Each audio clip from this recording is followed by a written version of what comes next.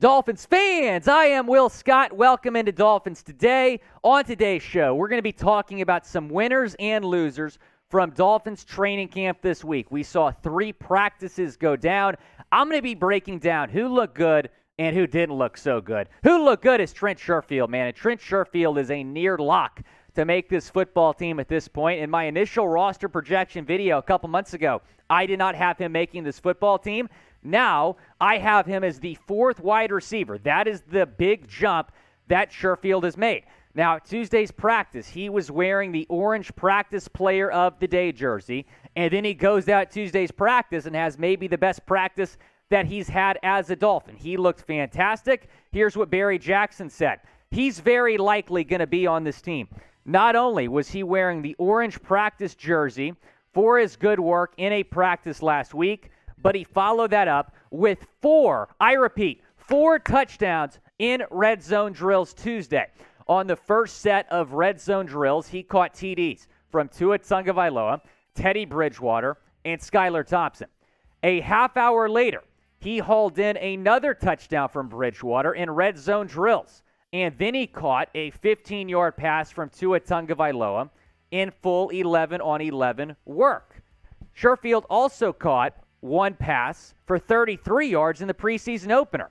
It would be very surprising if he's not a Dolphin when the regular season starts. And in camp and throughout the offseason programs, we have seen a very, very interesting and highly contested wide receiver battle for the last couple spots. But Sherfield has separated himself from Williams, Craycraft, Bowden, other guys on this team. I think Sherfield is a safe bet to make the 53-man roster at this point. He has looked very, very good. Excited to watch him again on Saturday night.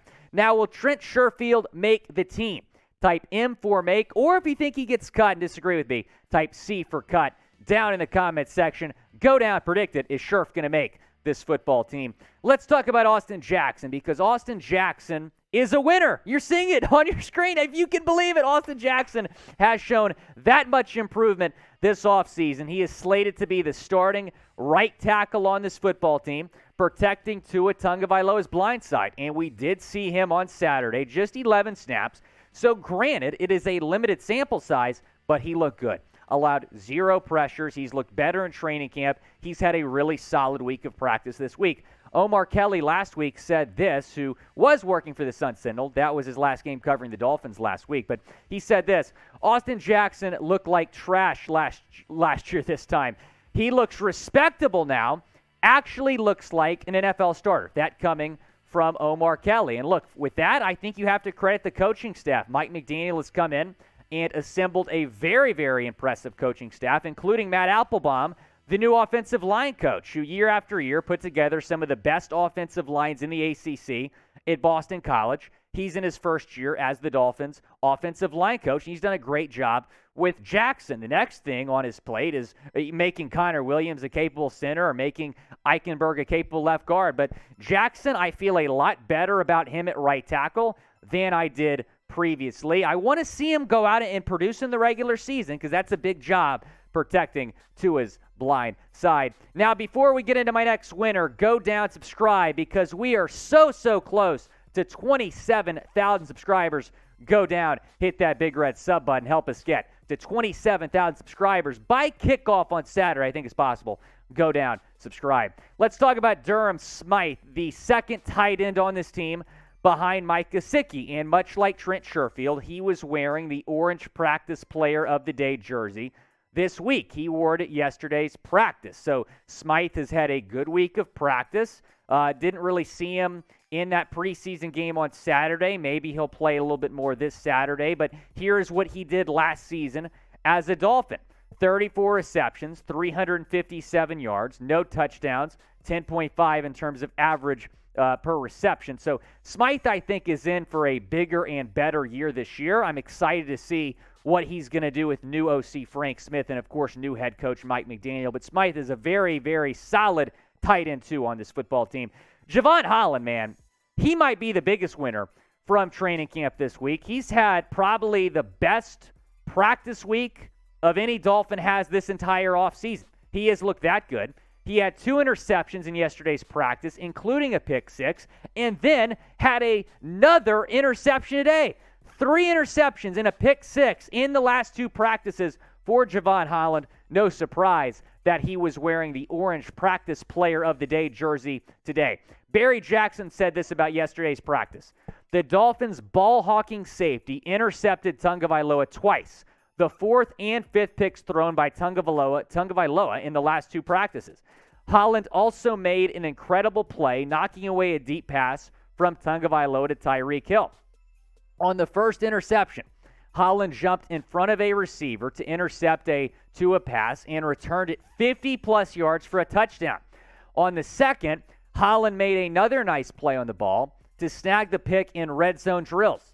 The other Holland pick also wasn't a good decision by Tua, who was trying to get the ball to Durham Smythe. We're going to talk about those 2 interceptions again in a second, but let's focus on Holland because Jevon is going to be a star. We saw him really solidify himself as a top-tier safety in his rookie season, had a top 5 grade at his position by PFF. As a rookie, now he's going to have an even better sophomore season, I think, going to solidify himself as a top 5 safety in this league. You heard that right. This guy's going to be a top 5 player at his position.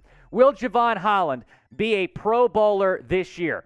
Type Y for yes or type in for no. It is the pinned comment on today's video. When ad break comes, go down, chime in. Is Jevon Holland going to be in the Pro Bowl this year?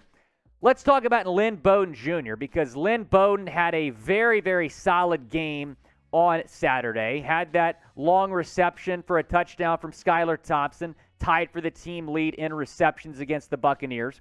And then in Tuesday's practice, he had a 50-yard touchdown after a very good showing, of course, against the Bucs. So Bowden, all of a sudden, is creating a lot of momentum for himself. He was a little bit quiet at practice last week, not so much this week. He has looked very, very good. Taking a look at this depth chart, you have about 6, maybe 7 wide receivers that are going to make this team. But I think Bowden has a very good chance to be the 6th wide receiver behind Tyreek Hill, Jalen Waddle, Cedric Wilson, Eric Ezukanma, and Trent Sherfield. Lynn Bowden, stock is up for him. Stock is down for Preston. We're going to get to him in a second. And speaking of those losers, let's get into those losers. The first loser, Dolphins quarterbacks. Dolphins quarterbacks have really, really struggled this week at practice. Interception after interception. In fact, on Tuesday, they threw 6 interceptions in Tuesday's practice. Tua threw 6 total this week. So when you're looking at that, don't overreact is what I would say. Because when you look at Tua, he had very, very good weeks of practice leading up to this week. So I would not overreact to this. Now, Tuesday's practice was rough. I'm not going to sugarcoat that. Tuesday's practice was really, really rough. You had Skylar throw a couple picks, Teddy threw a couple picks, Tua threw a couple picks. But in regards to Tua, I know the national media is probably going to say, he's not going to be good because of all these interceptions. No, don't overreact. Tua looked very consistent in the weeks leading up to this. Not to mention, Jevon Holland had about half of those interceptions. So when you take that into consideration, I'm looking more positively toward Jevon than I'm looking negatively toward Tua. Javon's one of the best safeties in the league. Tua's testing him. Jevon won most of those battles, but you got to give Tua some credit because he went right back at Jevon in today's practice through a couple tutties. Now, just a reminder that we're going to be live on Saturday night, 6:45 p.m. Eastern Time, for a Dolphins-Raiders watch party. It's going to be a lot of fun. We had a blast the first Dolphins preseason game. We're going to be live at 6:45 p.m. Eastern Time, 5:45 p.m.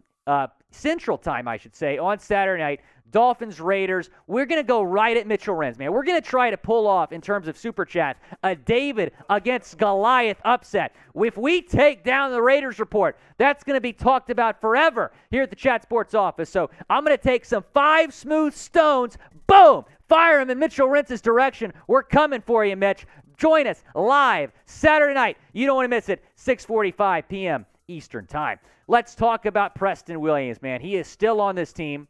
For now, he might get traded pretty soon because Jerry Jackson is saying his bid to make this roster is on life support. Now, when you're looking at Preston's chances, I don't think he has a better chance than Lynn. I don't even think he has a better chance than River Craycraft. Here was my roster projection in terms of wide receivers. So 6 receivers I am making this team. Tyreek, Jalen, Ced, Trent, Eric, and Lynn.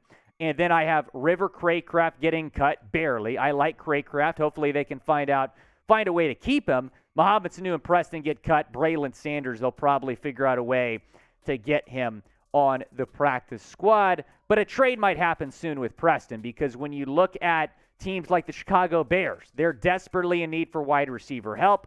Other teams are going to have wide receivers go down. Maybe those teams call the Dolphins about Preston, but Preston, we've talked about it a lot. I don't think he wants to be in Miami. He's complained about his opportunities on Twitter. He's ripped Mike McDaniel. It's ridiculous.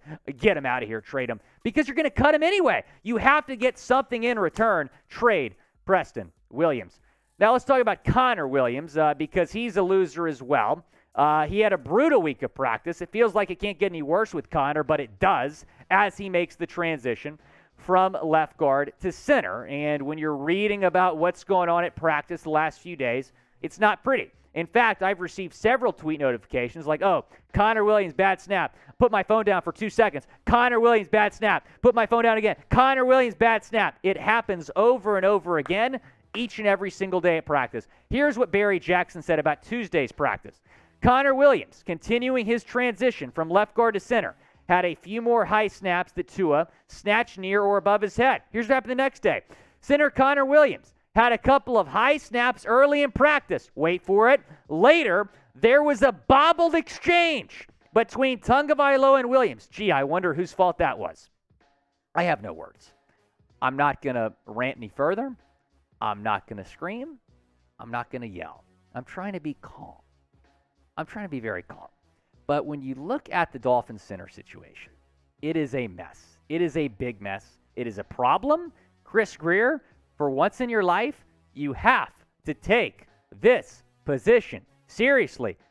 Promote Michael Dieter back to the starting center. Sign J.C. Treader. Do something, but you cannot, for the love of all human beings, go into that first regular season game with Connor Williams as your starting center. It's going to be ugly.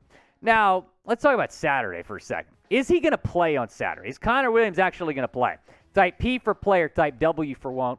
If you're going to be watching this watch party on Saturday, which, again, you shouldn't miss it. It's going to be a lot of fun. But if you're going to be watching that watch party and Connor Williams trots onto the football field as a starting center, I might have to get some popcorn out. It's going to be something else. Let's talk about Brennan Scarlett. Brennan Scarlett is on the roster bubble at the linebacker position. In fact, there's a lot of linebackers on the roster bubble, and Scarlett missed the last 2 days with an injury, and he's competing for a spot in a crowded linebacker room. Now, we do not know the specifics of this injury. If I hear anything, I'll certainly report it here at Dolphins Today. But Scarlett's in trouble, and when you look at some of the other linebackers on this team, I think that he might be in danger of missing this team. I know a lot of y'all are kind of hyping up some of the other guys, other linebackers that I had getting cut. I had Scarlett making the team in my last roster projection, but this is a crowded linebacker room. And look, I mean, when you compare Scarlett to Good, you can make the argument that Cameron Good has a little bit more upside. Maybe that's why they'll put him on the team. But here were the 8 linebackers I had making the team. Scarlett is in there for now, but he cannot afford to keep missing practices because, and look, I understand it's an injury, he can't play, but that's not to his benefit, missing practices, and other guys are making an impact, and he's not.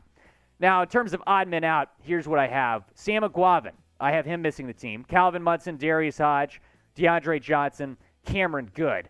Those are the 4 linebackers I have getting cut, and I think they'll figure out a way to get Cameron Good on the practice squad. So we'll see what happens with the roster in terms of the linebackers.